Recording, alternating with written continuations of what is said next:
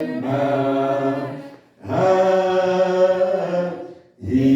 tient ma vie pour ce temps et l'éternité. Je sais qu'il vit. Est-ce qu'on peut acclamer le Seigneur très fort et pousser des cris de joie parce qu'il est notre Dieu, il est notre Père, il est notre Rédempteur. Alléluia, alléluia. Que le nom de Dieu soit glorifié pour ce temps qu'il nous donne d'être dans sa présence. Et nous rendons gloire à Dieu pour ces 60 jours de prière. Nous encourageons tous ceux-là qui y participent. Ce sont des moments merveilleux auxquels tu ne seras jamais déçu. Amen. Et tu t'en souviendras toujours. Et laisse-moi nous le dire, bien-aimé, personne de tous ceux-là qui ont cherché le Seigneur est parti main bredouille. Personne. Amen. Tous ceux qui ont cherché le Seigneur, Dieu les a rencontrés, Dieu les a bénis. Amen. Ceux qui nécessitaient la délivrance, Dieu les a sauvés. Amen. Alléluia. Et j'ai béni le Seigneur pour tout ce qu'il est en train de faire pour notre Église cette année. J'ai béni le Seigneur pour tous ceux qui nous suivent même en ligne. Il y a pas mal de témoignages que Dieu est en train d'opérer au milieu de nous. Que toute la gloire revienne à lui. Nous sommes dans le thème, les Égyptiens que vous voyez, vous ne les verrez plus jamais. Dimanche passé, nous avons parlé sur la persévérance, qui est très important, que nous avons continué même à développer tout au long de la semaine, sur la persévérance. Comment nous devons persévérer, comment tous ceux qui ont persévéré, bien-aimés dans le Seigneur, ont reçu ce qu'ils cherchaient. Voilà pourquoi nous insistons, bien-aimés, les paroles que nous vous donnons, vous devez les mettre quoi? En pratique. Parce qu'à travers ces paroles, Dieu est en train de bénir la vie de quelqu'un. Dieu est en train de changer la vie de quelqu'un. Dieu est en train de transformer la vie de quelqu'un. Alléluia. Que Dieu soit loué. Cette semaine qui commence, bientôt nous commençons à atterrir. Alléluia. Cette semaine qui commence, nous allons parler sur l'importance de la parole de Dieu. L'importance de la parole de Dieu. Et les intervenants qui vont intervenir cette semaine, il y a l'évangéliste qui sera avec nous, il y a les prophètes qui seront avec nous aussi, parce qu'ils ont terminé leur convention à Goloésie où ils étaient partis aujourd'hui. Et dès la semaine prochaine, ils seront avec nous en ligne. Amen. Alors le thème que nous allons partager pendant cette semaine, toute la semaine, nous parlerons sur l'importance de la parole dans la traversée. Israël était devant la mer Rouge. Et la mer Rouge était comme un obstacle pour eux. Et Moïse leur a donné cette parole en disant: gardez silence, regardez la délivrance que l'Éternel va vous accorder aujourd'hui. Car les Égyptiens que vous voyez qui vous poursuivent là, vous ne les verrez plus jamais. Ça, c'était la parole de foi que Moïse avait communiquée avec les enfants d'Israël devant la mer Rouge. Pourquoi? Parce que Israël est en train de se plaindre, voyant la mer Rouge comme obstacle. Et derrière eux, les Égyptiens qui les poursuivaient. Et bien aimés dans le Seigneur, cela a créé un émoi, un effroi. Ils étaient vraiment effrayés. Ils étaient vraiment découragés. Ils se sont dit: Moïse, où est le Dieu que tu nous as parlé? Nous nous rendons compte que ce Dieu-là est impuissant, est incapable. Bien aimé, je l'ai dit la semaine passée. Je le répéterai encore. La foi veut dire: ton Dieu est grand. Et ton problème est quoi? Est petit. Amen.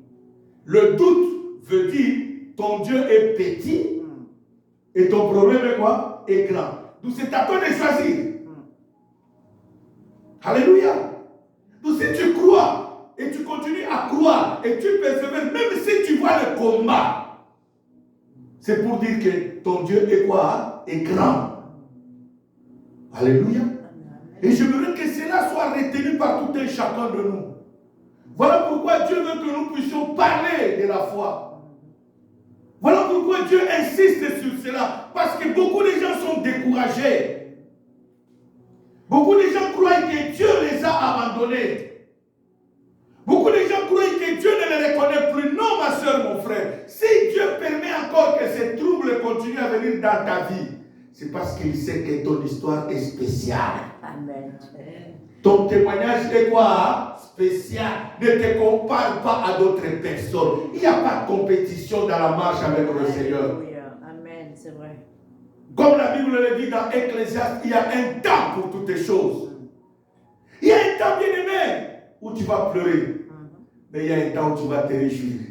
Et tu oublieras le temps de quoi? Des pleurs. Dites Amen. Amen. Je vous ai toujours donné mon témoignage. Il y a un temps où je gênais pour avoir le visa, pour voyager. Mais aujourd'hui, est-ce que je gêne encore pour avoir le visa? Non. Dites Amen le plus fort. Amen. Et Dieu m'a donné en plus un passeport le plus puissant du monde, auquel je n'ai même pas besoin d'aller à l'ambassade chercher quoi? Le visa. Ce qu'il me faut, c'est payer seulement le billet et entrer quoi? Dans l'avion et voyager. Dites Amen le plus fort. C'est pour vous dire que quand la Bible dit il y a un temps pour toutes les choses, il y a un temps. Il y a un temps où tu souffres et d'autres choses sont luxe pour toi dans ta vie. Mais il y a un temps où il arrivera, ces choses ne seront plus quoi? Des luxes. Alléluia. Ça ne sera pas quoi? Un luxe. Il y a un temps. Alors persévère et continue à croire que Dieu est encore dans le business des miracles. Alléluia. Comme je le dis ce soir, aujourd'hui plutôt dimanche, nous commençons cette semaine de parler sur l'importance de la parole de Dieu. Pourquoi la parole est-elle importante? D'abord, quel est l'objectif que nous poursuivons derrière cette parole? C'est de nous amener à connaître Dieu par sa parole. Dites Amen. Amen. Tu es appelé à connaître qui? Dieu par sa parole. Dieu par quoi? Sa parole. Parce que Dieu est dans sa parole. Et la Bible le dit dans Jean chapitre 1. Au commencement était quoi? La parole. La parole était avec Dieu. Et la parole était qui? Dieu. Donc si tu veux connaître Dieu, tu as besoin de quoi? De sa parole. Tu dois aimer cette parole. Tu dois méditer cette parole. Tu dois être en compagnie de ceux-là qui aiment quoi? La parole. Même chez toi, tu dois mettre plus des émissions qui parlent de quoi? De la parole. Ça va t'aider à connaître Dieu. À travers quoi? Sa parole. Parce que Dieu est dans sa parole. La parole est importante parce qu'à travers elle, tu vas connaître Dieu. À travers elle, tu sauras quel est le besoin de Dieu. À travers elle, tu sauras ce que Dieu veut de toi. À travers la parole. Qu'est-ce que Dieu veut de moi? Et à travers la parole, tu sauras pourquoi ça bloque dans ta vie. C'est parce que quelquefois, tu ne mets pas en pratique quoi? La parole de Dieu. Alléluia. Deuxième objectif, c'est de nous amener à vivre la parole de Dieu. Vivre, cela veut dire pratiquer la parole de Dieu. La Bible dit, ne soyez pas comme des lecteurs oublieux. Non, la parole de Dieu est un miroir. Mais il y a des gens qui se regardent dans le miroir, après s'être regardés, ils oublient ce qu'ils ont vu dans le miroir. Mais non. Elle dit, ne vous bornez pas seulement à l'écouter, mais mettre-la quoi? En pratique. C'est très important, bien-aimé. C'est très, très important. Voilà pourquoi nous sommes appelés. Nous allons vous amener pendant cette semaine, bien-aimé, de prière. Israël, c'est pour cela que Moïse a insisté. Il a dit les Égyptiens que vous voyez. Vous ne les verrez. Il gardait silence.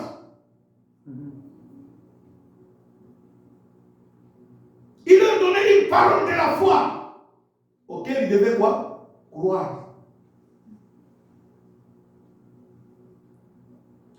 Troisième des choses que nous allons poursuivre.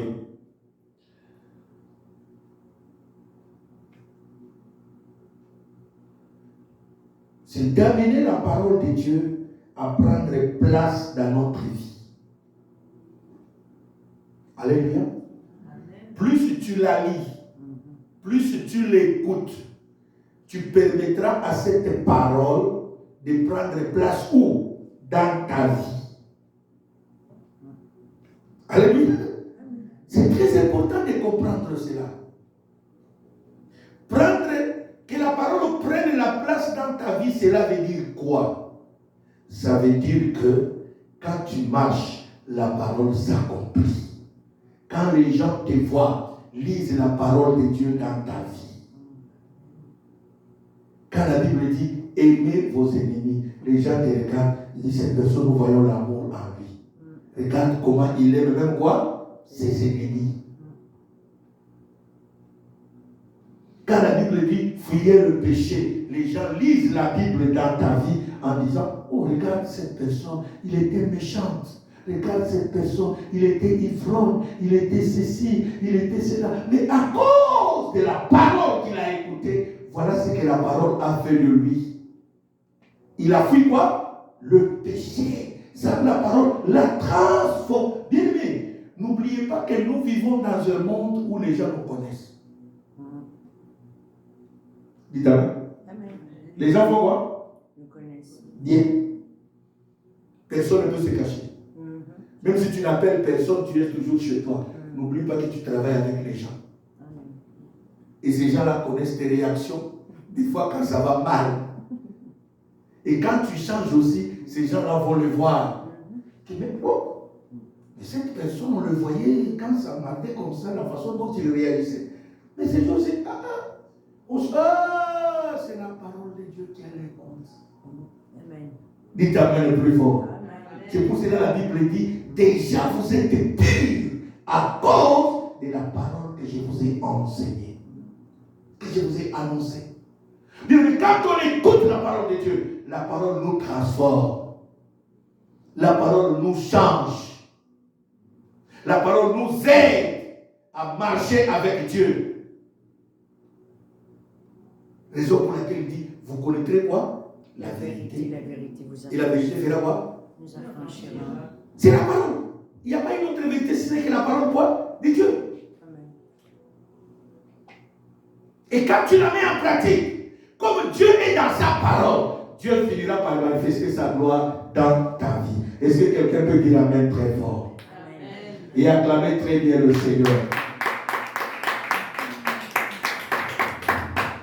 Nous allons nous mettre debout pour lire le premier texte.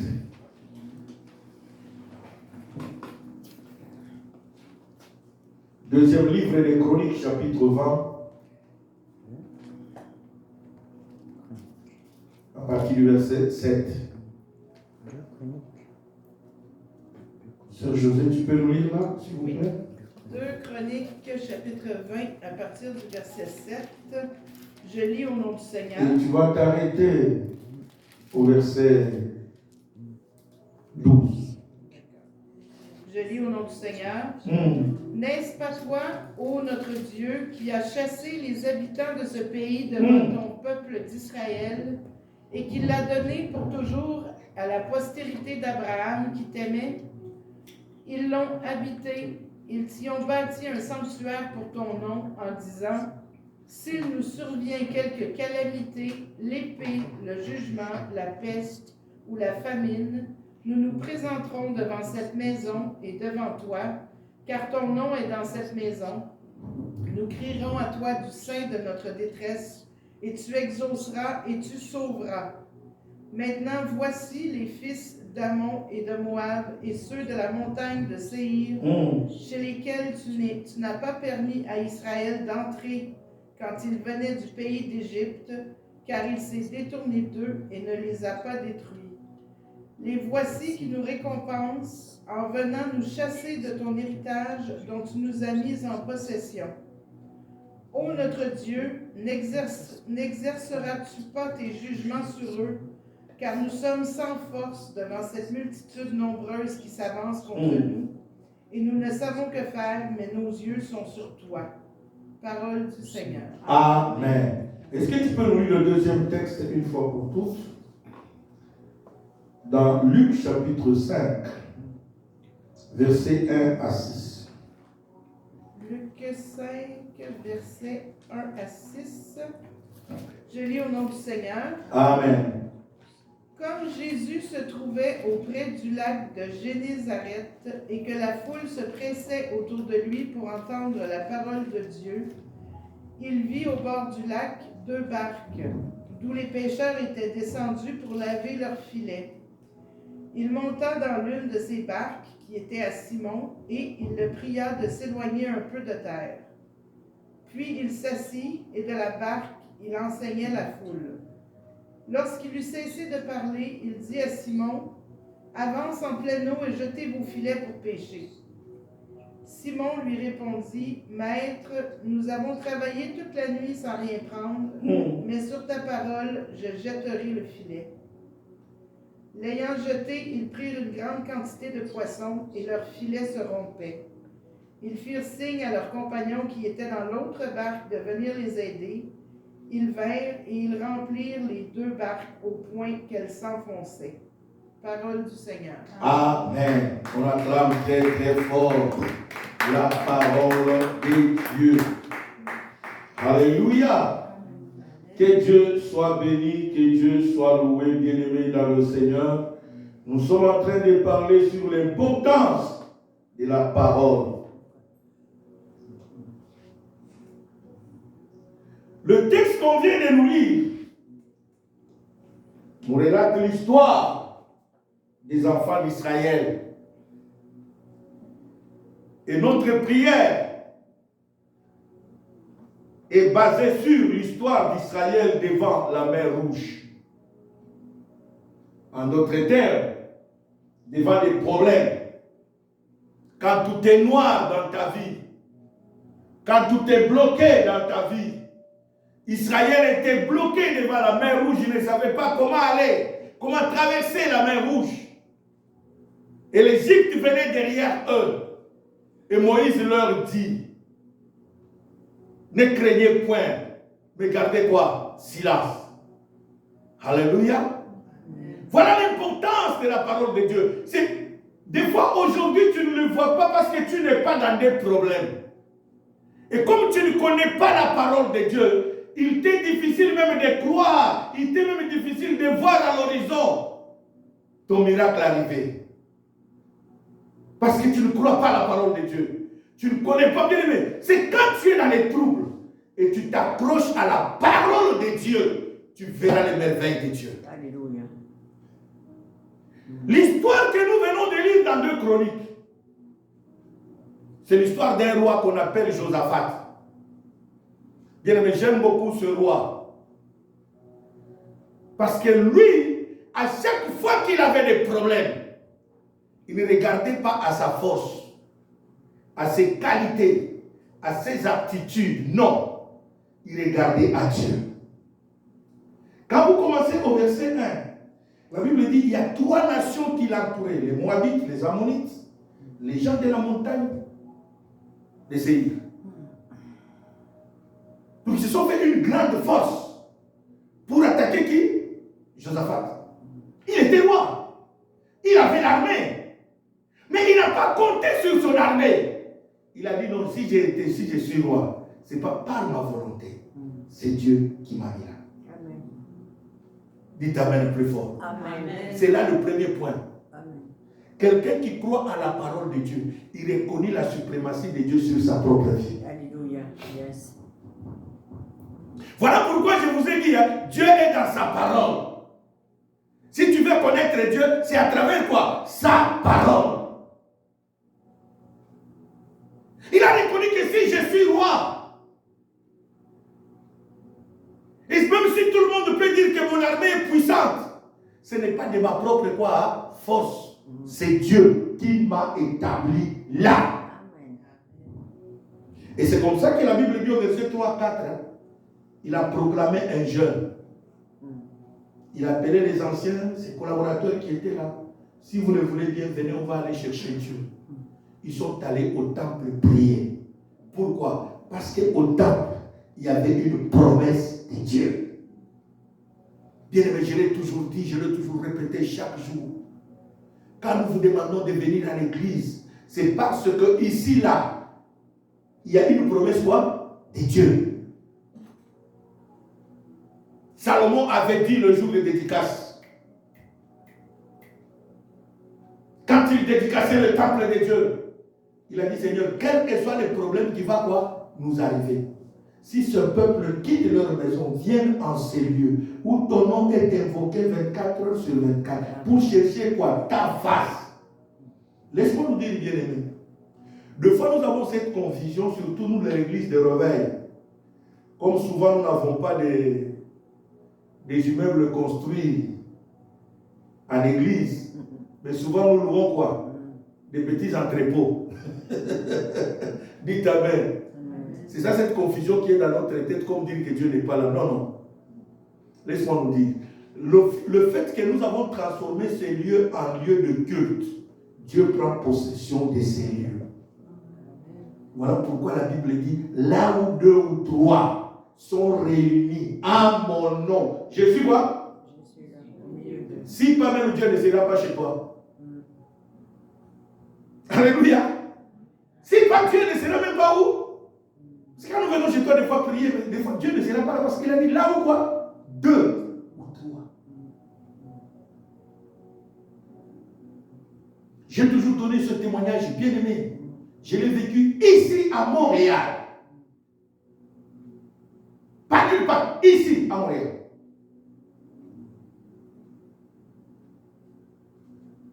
Un frère était paralytique. Il a marché dans mon église. Amen. Sur ce rang. J'avais invité une fois le prophète Jean-Claude Mukendi de Londres. Et la maman de ce frère venait prier. Elle était invitée à ce séminaire.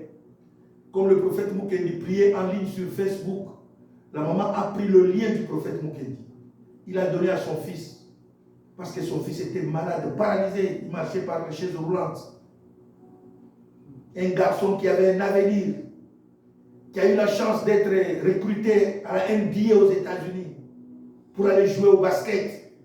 Il a signé un contrat de millions.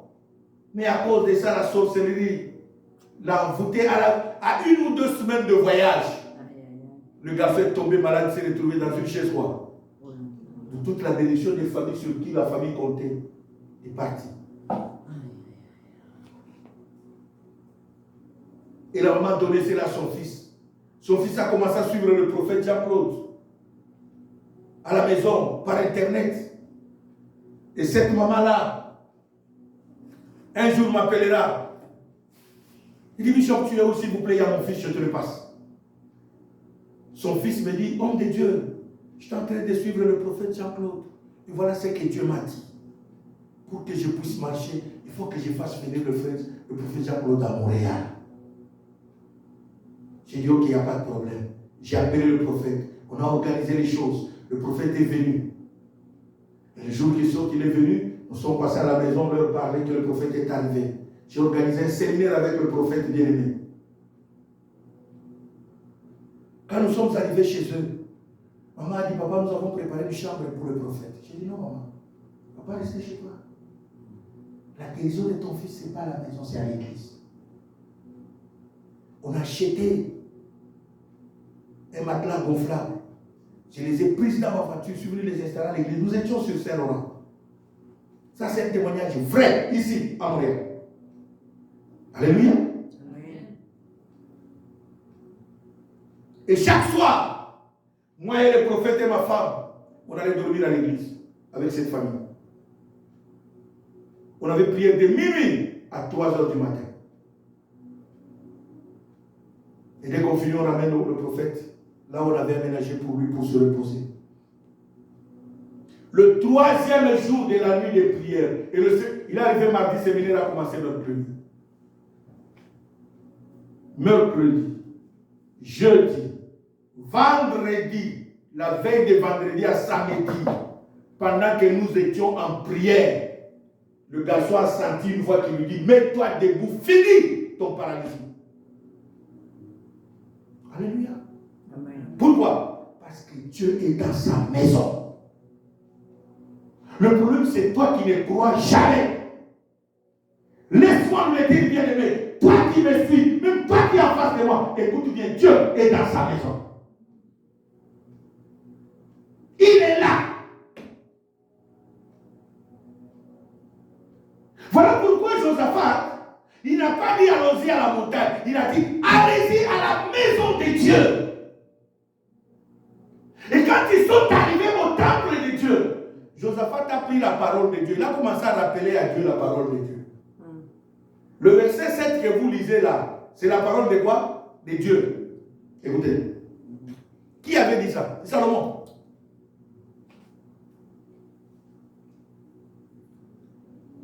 Il dit ceci au verset 7. D'abord, il commence au verset 6. Il dit, Éternel Dieu de nos pères, n'es-tu pas Dieu dans les cieux? N'est-ce pas toi qui domines sur le royaume des nations? N'est-ce pas toi qui as en main la force et la puissance à qui nul ne peut résister? Maintenant, il commence. N'est-ce pas toi, ô notre Dieu, qui as chassé de ce pays devant ton peuple Israël ses habitants de ce pays et qui l'a donné pour toujours à la postérité d'Abraham qui t'aimait? Il dit quoi? Ils l'ont bâti, ils l'ont habité et qui ont bâti un sanctuaire pour ton nom. En disant, s'il nous survient quelque calamité, l'épée, la peste ou la famine, nous nous présenterons dans cette maison. Il commence à répéter les paroles de qui? De Salomon, le jour de dédicace. Alléluia. Quand Salomon est en train de dédier le temple à Dieu, il dit, quels que soient les problèmes, Seigneur, qui peuvent nous arriver, si nous courons dans cette maison pour chercher ta voix, c'est comme ça que Josaphat répète les paroles de qui? De Salomon, le jour de la dédicace. Car ton nom est dans cette maison, nous crierons à toi, tu sais de notre détresse, tu exauceras et tu sauveras. Alléluia. Amen. Il a rappelé à Dieu quoi? Sa parole. Bien aimé, chaque situation que nous rencontrons dans notre vie a un verset biblique. C'est vrai. C'est très vrai. Il y a une parole pour ça. Il y a une parole pour ça. Je répète très fort, il y a une parole pour ta situation. Pour ta maladie, il y a une parole. Pour ton blocage, il y a une parole. Même pour la malédiction, il y a une parole. Même pour les échecs que tu rencontres, il y a quoi? Une parole de Dieu auquel tu dois t'appuyer. C'est l'ignorance qui te fait voir que Dieu n'existe pas. Dieu est dans sa parole. Tu sais, quand tu pries et tu associes à ta prière la parole de Dieu, c'est pour dire que tu exiges Dieu à changer la décision qui est sur ta vie. Il est obligé d'accomplir sa parole parce que lui-même a dit dans sa parole, il n'est pas un homme pour mentir, ni un fils de l'homme pour quoi? Se repentir. Ce qu'il a déclaré, il doit le réaliser. Qu'est-ce que Dieu a dit sur ta vie?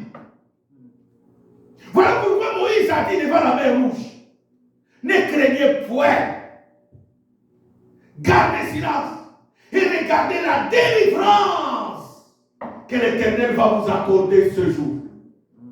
Car les Égyptiens que vous voyez là, pour lesquels vous tremblez là, même la mer rouge que vous criez là, vous ne le verrez plus jamais. Oh, alléluia. Amen. Mais voilà l'importance de connaître la parole de Dieu. Quand tu t'appuies sur la parole, Dieu est obligé d'agir. Parce que s'il n'agit pas, il devient menteur. Dites amen. Amen. Si Dieu n'agit pas, il devient quoi? Menteur. Aussi, il y a la chose que Dieu ne veut pas, qu'il soit déclaré quoi? Menteur. Or, lui-même a dit, le père du mensonge, c'est qui? C'est le diable. Alléluia. Alléluia. Bien amen. Tu dois comprendre, Josaphat a compris l'importance de la parole.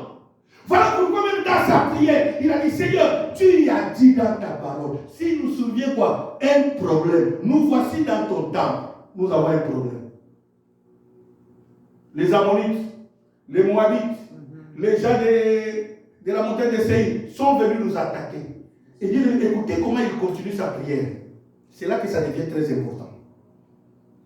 Maintenant, voici les fils d'Amon, au verset 10, et de Moab, de 2 Chroniques 20, et ceux de la montagne de Séir, chez lesquels tu n'as pas permis à Israël d'entrer quand il venait du pays d'Égypte. Car il s'est détourné d'eux et ne les a pas détruits.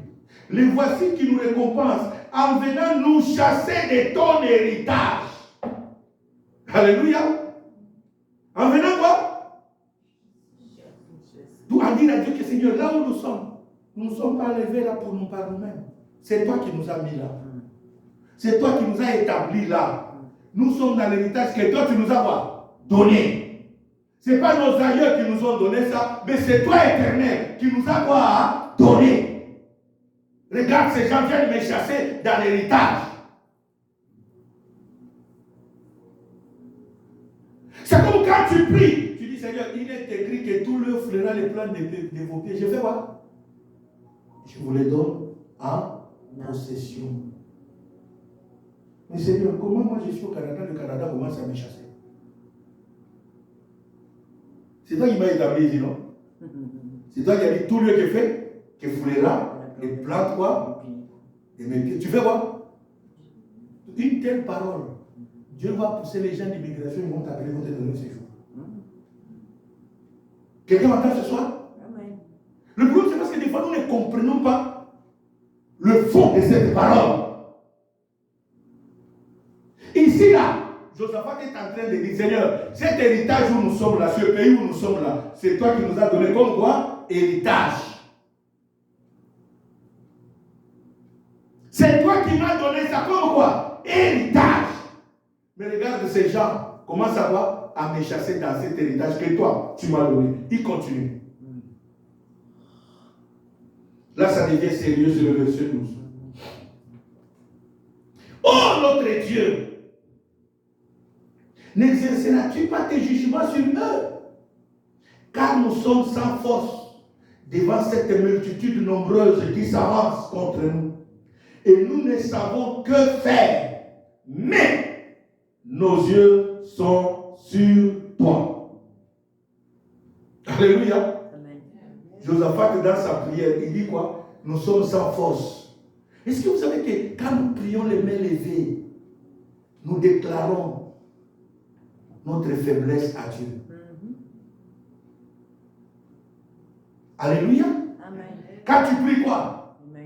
Tu dis à Dieu, Seigneur, je suis incapable de me sauver dans cette histoire. Il n'y a que toi qui peux me sauver. Alléluia. Je suis incapable de me sauver dans ce problème. Il n'y a que toi qui peux me sauver. C'est comme ça que Josaphat dit à Dieu, nous sommes un peuple sans quoi? Sans force. Devant cette multitude qui s'avance, mais nos yeux sont sur qui? Sur toi. Jesus, hey. Alléluia. Il dit, nous sommes sans force. Voilà pourquoi, bien aimé, tu as besoin de, quand tu connais la parole, et quand tu pries avec la parole, aucun démon ne peut résister. Alléluia. Aucun problème ne peut résister. Parce que Dieu est dans sa parole. Les prions, il est dans sa parole.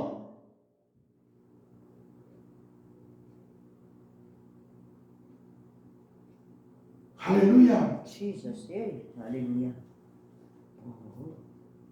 Dieu est dans sa parole.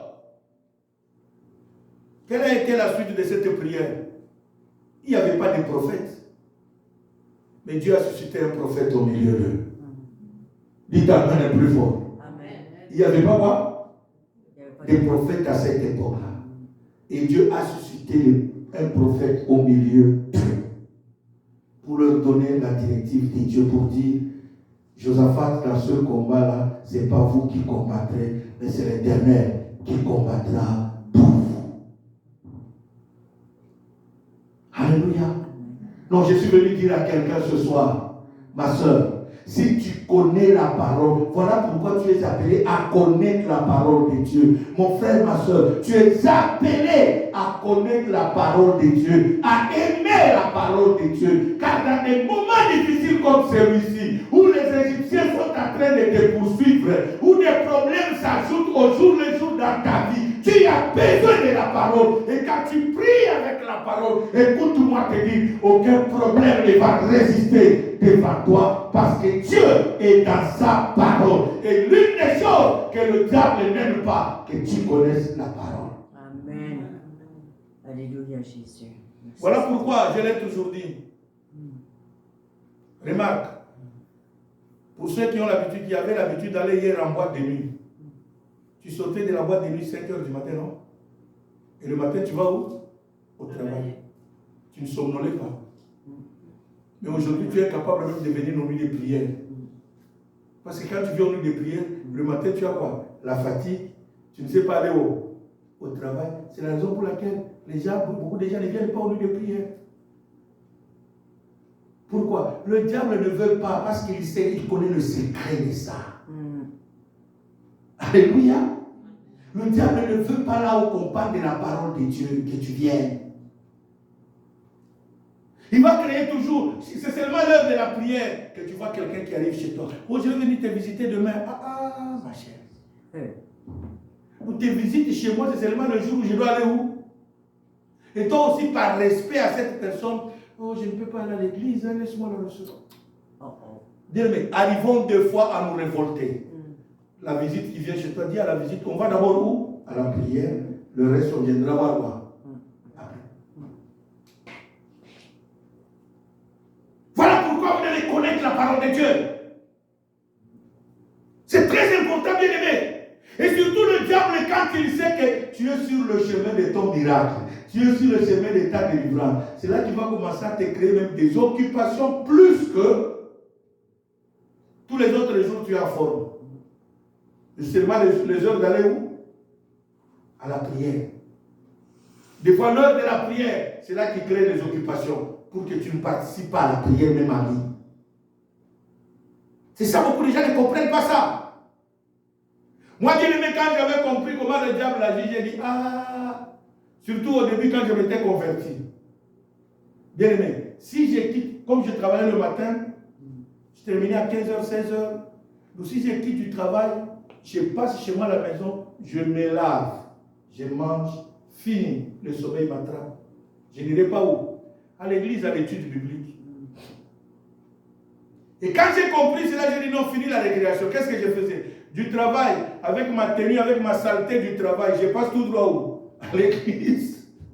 Je vais prier. Et dès qu'on finit la prière, c'est là que je viens où? À la maison. C'est comme ça que j'avais vaincu le diable. Il faut toujours, la Bible dit, soyez transformés par quoi? Par le renouvellement de quoi? Il faut comprendre comment le diable t'attaque. Qu'est-ce qu'il utilise comme scène pour te bloquer? La distraction. Pour t'amener dans la distraction. Pourquoi? Parce que tu ne discernes pas ce qui arrive, bien aimé. Il faut toujours discerner. Jésus arrive au bord du lac. Il trouve les pêcheurs là en train de laver leur filet. Entre autres, Simon était là. Simon-Pierre. Jésus dit, peux-tu m'aider avec ta barque? Bien aimé, écoutez. Il y avait pas mal de gens qui avaient des barques là-bas. Mais Jésus n'a pas demandé leur barque. Jésus est allé demander la barque de qui? De Simon. Est-ce que c'était un fait du hasard? Non. Dieu avait besoin de Simon. Alléluia. Laisse-moi ouvrir une parenthèse et la fermer le plus vite. C'est là que beaucoup de gens ne comprennent pas. Le pasteur peut faire un choix sur toi, ma soeur, mon frère. Est-ce que tu peux nous aider à faire ça, ça, ça? Tu refuses. Le problème, c'est parce que tu ne comprends pas. Tu crois que c'est un fait de quoi? De hasard. Non, c'est Dieu qui veut, à travers cette affaire, opérer un miracle dans ta vie. Amen. Simon ne savait pas. Et Simon a dit, ok, merci. Jésus a pris sa barque. Il fait moi avancer. Il avance, Jésus après nous. Jésus a prêché. Après avoir prêché, Jésus dit, ramène-moi au bord. Simon ramène qui? Jésus. Et Jésus dit, maintenant avance en pleine eau et jette-toi le filet. Dites Amen le plus fort. Amen. Écoutez la réponse de Simon. Il dit, Seigneur, nous avons beaucoup péché. Et nous n'avons rien. Vous savez pourquoi Simon répondait à Jésus comme ça? C'est parce que Simon vient d'une famille de pêcheurs. Son arrière-arrière-grand-père était pêcheur de poissons. Son arrière-grand-père était pêcheur de quoi? De poissons. C'était des pères en quoi? En fils. C'était l'héritage de la famille. C'est comme ça que Simon a hérité ça de ses aïeux. Et il dit à Jésus, même les petits frétins, on ne les trouve pas ici. Les petits poissons là, c'est pas ici, c'est là-bas. Mais nous sommes allés jusque là-bas, il n'y a rien. Jésus dit, Simon, avance en pleine eau et jette quoi? Ton filet. Simon dit, sur ta parole, je jetterai. Parce que tu l'as dit, je vais jeter. Alléluia. Amen. Simon a dit à Jésus, je te le dis, nous sommes allés jusque-là, on n'a rien trouvé. Mais sur ta parole, ce jour, moi je vais quoi? Jeter. Vous savez ce que ça veut dire? Si je ne trouve rien, à qui la honte? Parce que je l'avais déjà avisé qu'on ne trouve pas les poissons ici, là où tu m'envoies. Je lui dis, avance seulement là, pas trop loin, là. Et même les petits poissons ici, on ne trouve pas. Mais sur ta parole, comme tu insistes sur ta parole, je jetterai. La Bible dit, quand il a jeté le filet sur la parole de qui? De Jésus. Alléluia. Amen. Répondez-moi très fort. Il a jeté le filet sur la parole de qui? Jésus. Et qu'est-ce qui s'est passé? La Bible dit, il a attrapé les gros poissons qu'il a attrapés là-bas. C'est là qu'il a attrapé là. Et la Bible dit que son filet a commencé à se rompre, à se casser. Il a appelé les amis, venez m'aider. Ils ont commencé à tirer le filet. La Bible dit, ils ont rempli plus de barques. C'est ce qui a poussé Simon, la Bible dit, il s'est mis à genoux. Si vous continuez avec les textes, il s'est mis à genoux devant Jésus pour demander pardon. Parce qu'il doutait. Voilà pourquoi il a dit à Jésus, sur quoi?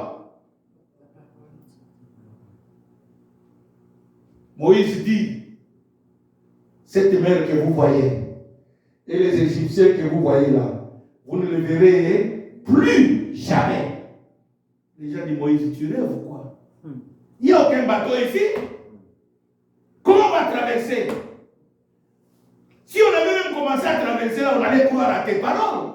Mais regarde les Égyptiens qui sont en train de quoi? Donc nous allons mourir tous ici là. Moïse dit, gardez silence. Dites Amen le plus fort. Amen. Les Égyptiens que vous voyez, vous ne les verrez plus jamais. Amen. Et Simon dit, sur ta parole, je jetterai le filet. Bien-aimé, ce soir, je voudrais que tu jettes ton filet sur la parole de Jésus. Que tu jettes, que ta prière soit sur la parole de Jésus. Quel que soit ton blocage, que ta prière soit sur la parole de Dieu ce soir. Tu verras ce que Dieu va te donner. Que Dieu bénisse sa parole.